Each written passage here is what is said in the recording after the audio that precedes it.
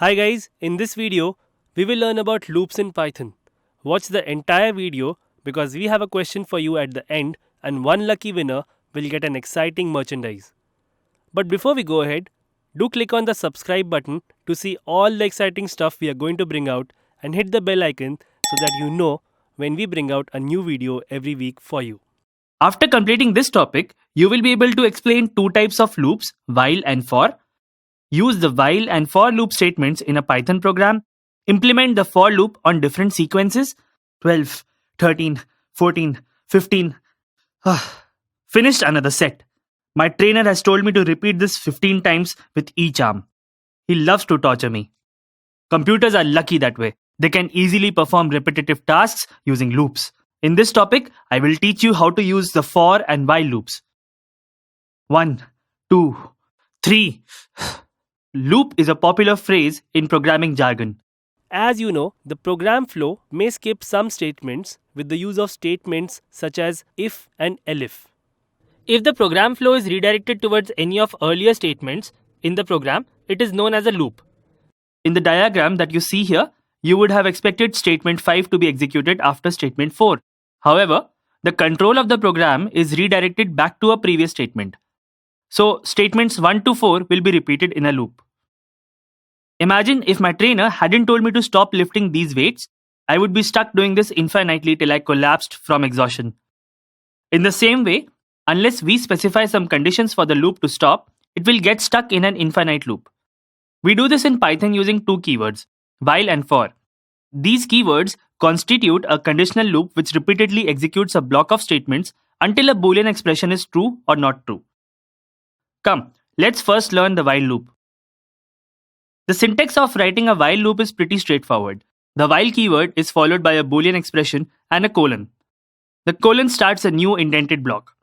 This block has the statements which are executed repeatedly.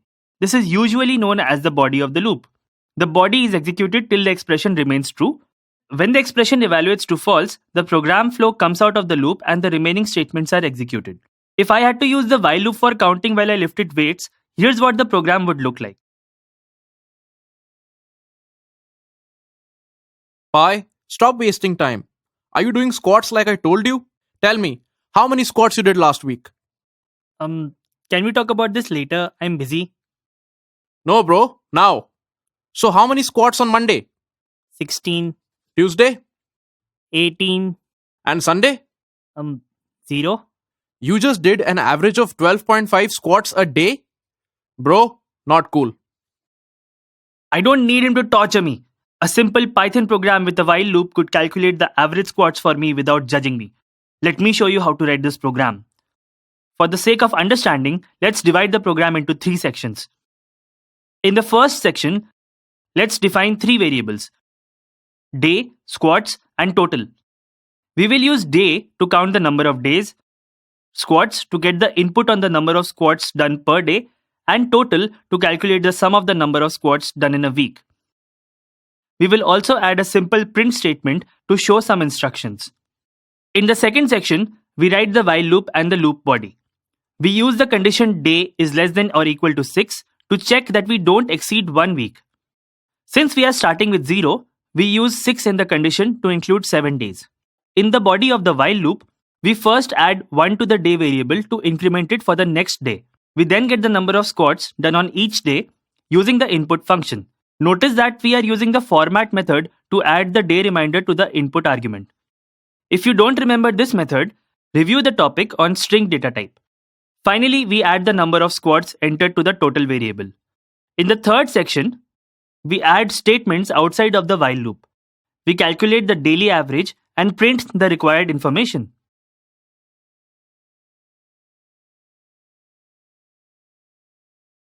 So, are you clear how to use while loop? Practice makes perfect, so practice writing some simple programs using the while loop. Now, let's learn about the second type of conditional loop, the for loop. Any for loop begins with the for statement. Let's dissect this statement into 5 parts for our understanding. The first part is the keyword for.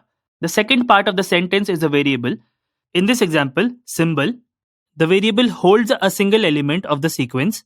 The third part is the keyword in. The fourth part is the sequence.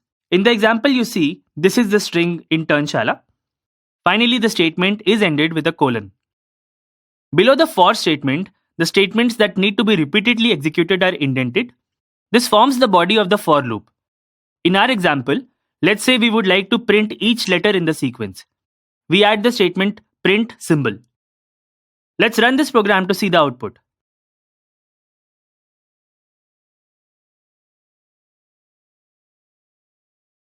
There, you see that each letter in the string sequence is printed individually.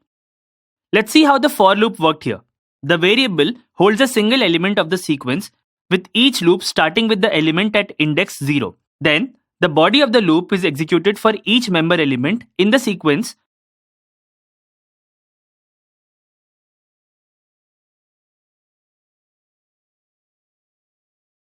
till all the elements are exhausted. So, the for loop doesn't require explicit verification of a Boolean expression controlling the loop like in the while loop. We can summarize the general usage of the for loop as shown on the screen.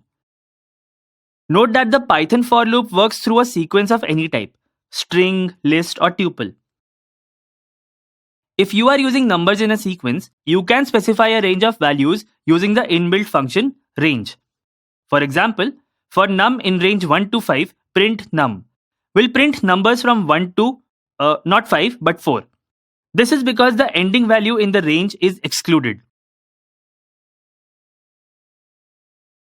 The general format of the range function is range and within brackets start, comma, stop, where the stop value is exclusive.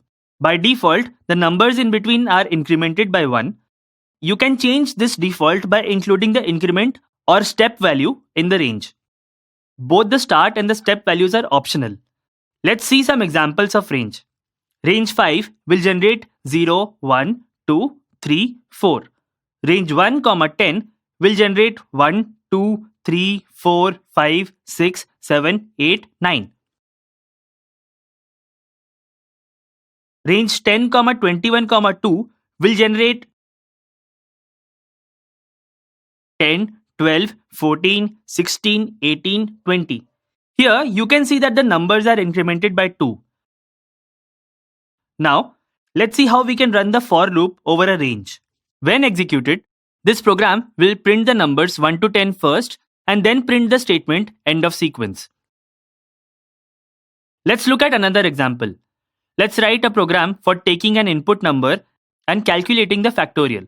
Recall that the factorial of a number is the product of all numbers between 1 and the number itself. We use the range to get the sequence of numbers. The body of the for loop performs the cumulative multiplication of all numbers in the range. If you want, you can pause the video here and study the program closely. You can also try it for yourself in idle. So, in addition to the while loop, you learned about using the for loop. You may have realized that for provides a more comprehensive mechanism to constitute a loop. Now that we know about loops in Python, are you ready for the quiz? Look at the code on the screen. What is the output of the code? Answer in the comment section below. One lucky winner would receive an exciting Internshala Trainings merchandise. Hope you enjoyed learning about loops in Python. This video tutorial is a part of the Internshala Programming with Python training program, and to learn concepts on the building blocks of Python, object-oriented programming, the use of SQLite database, and the development of GUIs for Python applications, visit the link in the description. To learn exciting new concepts and skills on the go, subscribe to our channel and click on the bell icon to stay tuned.